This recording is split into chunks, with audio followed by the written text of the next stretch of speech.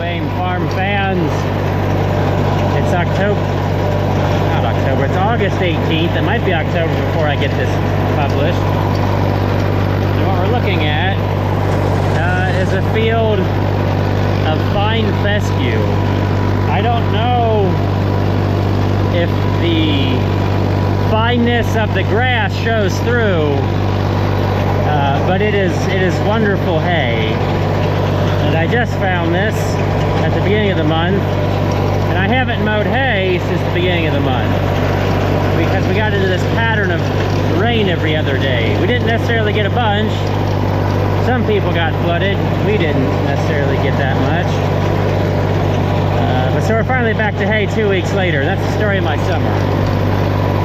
I can make hay for a short bit, and then we wait, hurry up and wait. Minor detail, it's more I wanted to show off. Just like, hopefully you can see that from up here on the tractor seat. Okay, swing around, we gotta turn, uh-oh. It's gonna be a big wide turn, all right. Well, here we are. I mowed this on Friday, and it's now Tuesday, because I mowed some yesterday. I didn't take the camera with me yesterday. I just forgot it. Had a nice quiet day. Sometimes it's just nice to go out and farm and not always be filming. So yes, that's fine fescue up close without having a whole lot to compare it to. It might not look much different than any other grass, eh? Let's hop on the rake, make some rounds, keep enjoying this lovely hot weather, and hopefully nothing goes wrong. Let's have lots of nice fun action shots and me not having to turn wrenches. That is the goal. Let's see if we stick to that.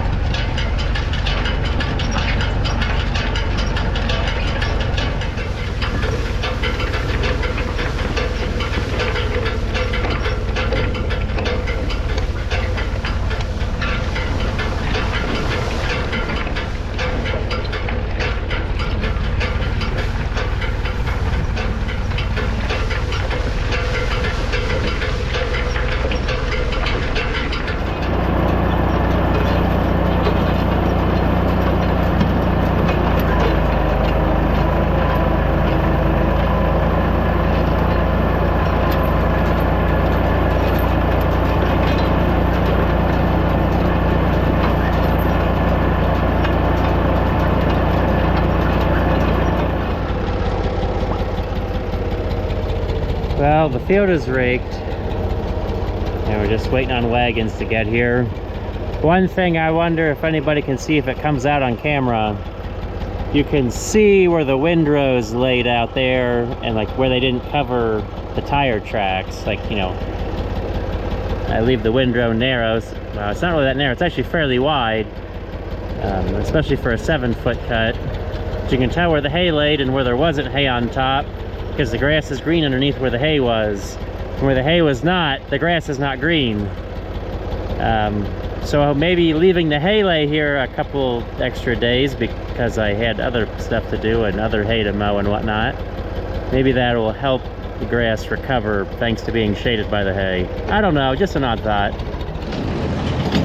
We're getting to the fun part of the wagon. The very end. And we're also learning how good of a guesser I was as to how much hay I thought was in this field. When I was at home, I thought maybe we'd make 300. And then I got here and well, I got it raked. And well, then I thought, well, we should solidly make 2 real easy. And That estimate keeps going down because there's only 4 windrows left. And we've got 180 on here now. So we'll see if we make 20 more bales. I didn't think, you know, we brought 2 wagons, so it's definitely a correct guess. If I didn't bring this 20-footer, well, we definitely would have needed 2, not a full 2. So I'm a little disappointed there, but it's more hay than we had yesterday. And right now, that's all that matters.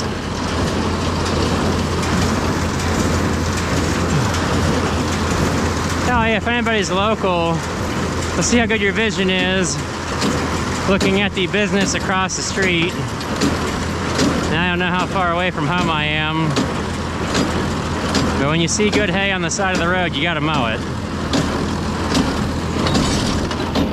Because I'm only a mile or 2 away from the last field when I made hay 2 weeks ago and said I was probably 15 miles away from home.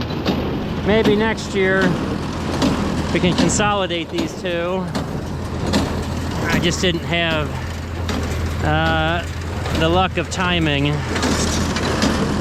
that week to get it organized properly. To do it all is one big party. That's not how we throw that one. We do 4 on top long ways. The goal is to be narrower as we go.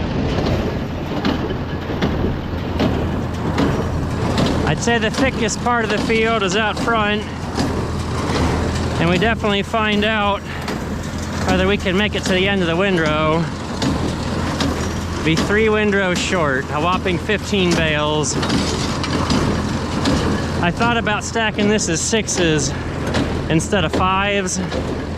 Like, you know, 1, 2, 2, that's 5.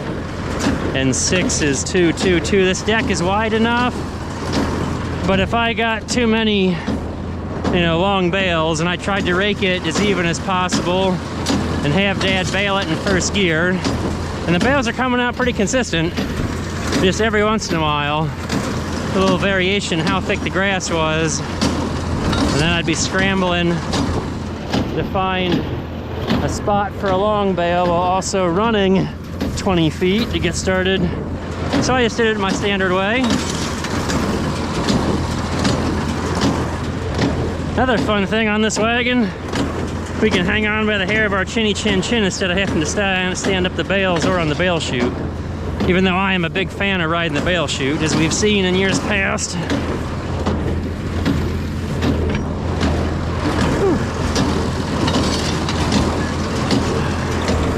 There's no room for my butt. I got the stack too tall behind me. Might use the chute as a bit of a footrest. Now, as long as we don't stop too fast, I won't die. Yeah, good timing on Dad stopping. Or making a stop. He probably sees we're about full. Woo!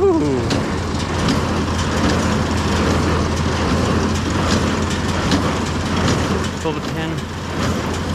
I guess we're pulling the pin, calling this a load.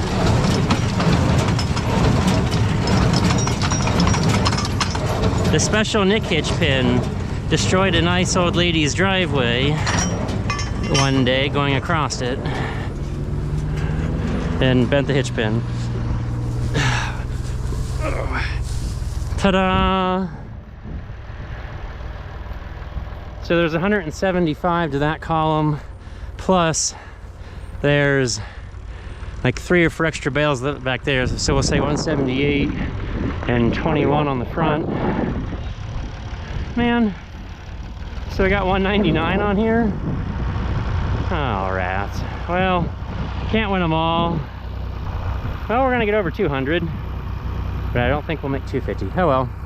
One more wagon, but enough from this field. We'll catch you on a different one in a second. So this is for Bandit. This is about that soft hay we baled.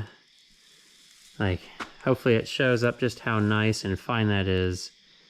The camera and the lighting is not great, and it's probably faded a little bit. It's oxidized. Unfortunately, That's what Earth's atmosphere does. But would you ever do this to a bale? This is the cut side, see? It's that soft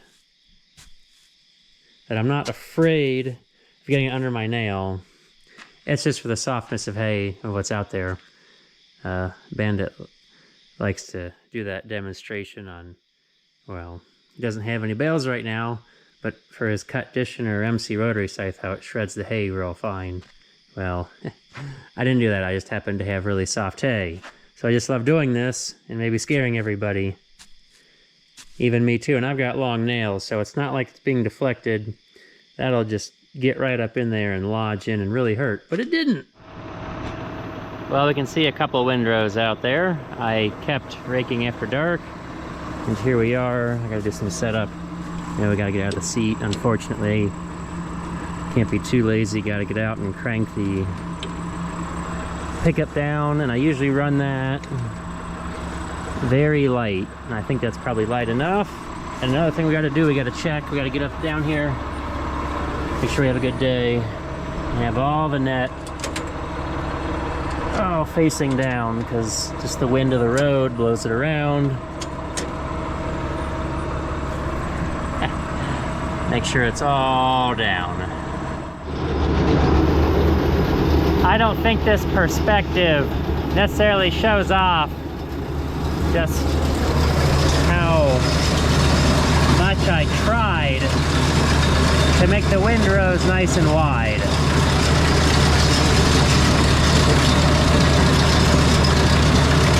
Because then I don't have to drunk drive.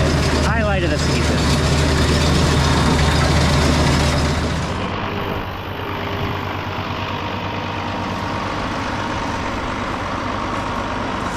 Well, we're hopping off for a visual. Quick little show and tell, since, you know, I'm running kind of solo. You know, school started and, oh, that's Adam's new job. So when school starts, I lost Adam. It was great help. So it's gonna be real hard to get, let's say, third-person views, but we'll watch it. This is mostly to show off, say, the width, and this is set for wide rows, and it really matches well. Being on wide rows, baling hay, you want to have your tires set wide. If they're narrow, you'll be clipping the ends of the windrow. In dry years, that's fine. It's not wet right now. The windrow probably settled because when I raked yesterday, I gave time for the hay to settle, and well, I kind of ate the hay that was in front, so we're gonna have to try to get a view of the super sweep. I'm sure my windrow is solidly 4 foot wide, but having all this pushing the hay in, that one's pretty good. I don't think it's perfect. Maybe just where it's sitting for, you know, squareness. Makes stacking better and everything, and hauling and all that. Okay, that was a quick show and tell. As you can tell, I don't know if anybody really realizes the smallness of this field, but much of my hay is backyard hay. It's stuff nobody wants to farm. I'd say not even me, but it works for hay. Well, who all knows what that means? Oh, wow. Well, that means we're towards the end. I thought I would go home and change it because I don't have to sit out there and do it in the field. But I got more out of it than I thought today, and I counted one time. There was like 5 bales once you get to the red, and I've made, I don't know, at least 1 or 2. That's what I counted last time. Another fun note about this year has nothing to do with the net wrap. Hopefully it shows up what's in front of me. Okay, it looks like an apple tree, but on closer inspection, it's a pear tree, and that hornet is trying to eat them. Oh, that's safe. Maybe I shouldn't get too close. Little buzzy things. These definitely need to be picked. But I've noticed that many unkept fruit trees, yeah, it's a lovely little pear. It's a lot better than when I mowed it. It's still a firm pear, but it's a lot sweeter now. A lot more red on it. But something about the dry spring, like unkept apple trees, unkept pear trees, they look absolutely fantastic this year. Like, you actually see fruit on them. And this one's no exception. It's been delightful to have it here next to the field. We made 18, 17, I think we made 17 here. Oh, lots of sun. Let's look in the shadow. And here's the bale up close. I always look kind of rough because the baler dumps out the stuff on the back, all the little loose bits. But here's the sunny side. This looks overexposed. Well, time to go home, and then we'll get back to this tomorrow. We'll do this now so we're not on the road, but one thing I love about the square baler, everybody look in the mirror, look down the side of the bed of the truck. It centers very well. I'd really like to make a hitch, mostly for pulling the mower, that's off-centered. Hopefully we can see that mirror. It's a little bit wider to that side, but it's really centered. Like, you know, it's not like it's way off to that side with nothing sticking out over here. That's really annoying. Yeah, I'd love to have a hitch put off to the side and the back for pulling like corn pickers and hay mowers, but hopefully I'm not pulling too many hay mowers or corn pickers, but you just never know when you might need something useful like that. Go ahead and turn these off now that we're home. One thing I love about the truck bed is you can see two taillights. It's above whatever you're pulling. It works for the short stuff, but it's a whole lot better than not being able to see the low tail lights. Oh, there they are, because we had to like lift it up real high. Just thought I'd put that tidbit in.